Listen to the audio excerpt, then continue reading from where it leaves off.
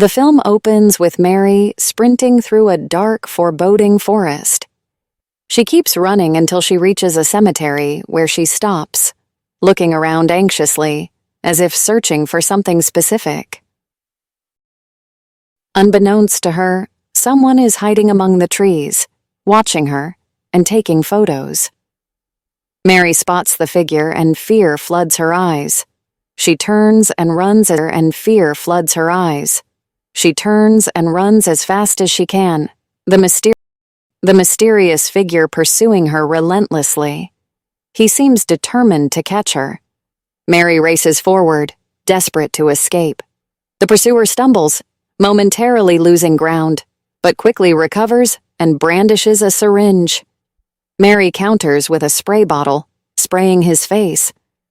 Despite her efforts, he pulls out a knife and tries to attack her. But Mary fends him off and manages to escape, reaching his car and opening the door to get in. Just as she thinks she's safe, the attacker catches up to her and licks her.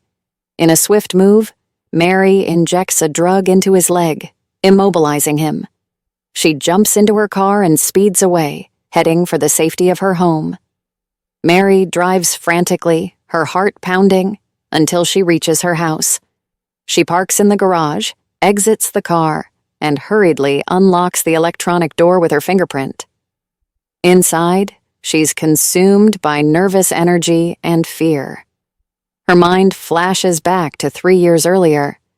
She's with her husband Robo and daughter Kelly, who is struggling with an injury that affects her ability to walk.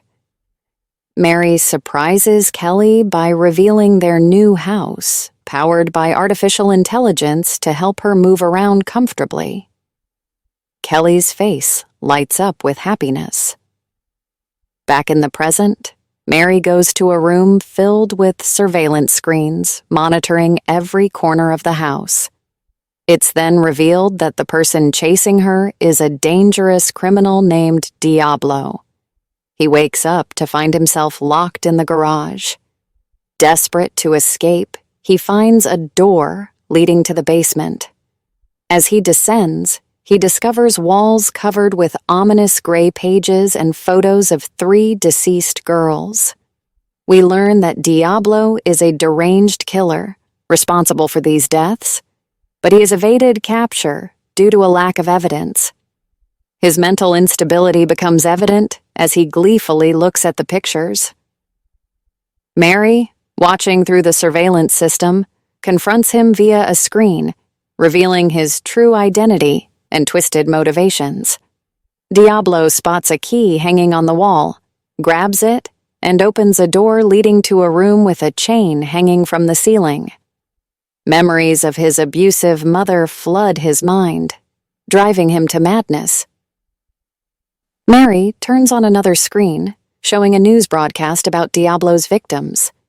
Selena, the head of the investigation team, explains that Diablo targets women with long hair, resembling his mother. Mary taunts Diablo, exposing his use of fake identities and his psychological scars. Enraged, Diablo finds another key, opening yet another room filled with steaming pipes, an echo of how he killed one of his victims. He escapes through a small hole, only to find himself trapped in a cell. At that moment, Mary's neighbor Zhao calls, insisting she come out, but Mary ignores her.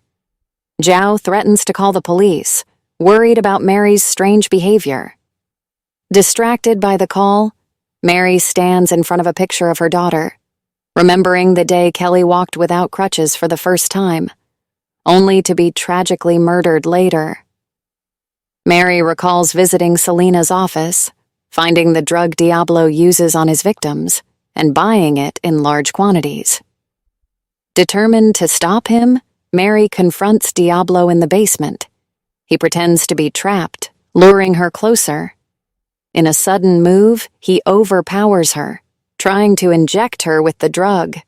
But Mary has a second syringe and manages to drug him instead. As they both succumb to the drug's effects, Mary reflects on her careful planning, having tested the drug on herself. Robo and Selena arrive just in time, Diablo tries to escape, but Mary fights back fiercely.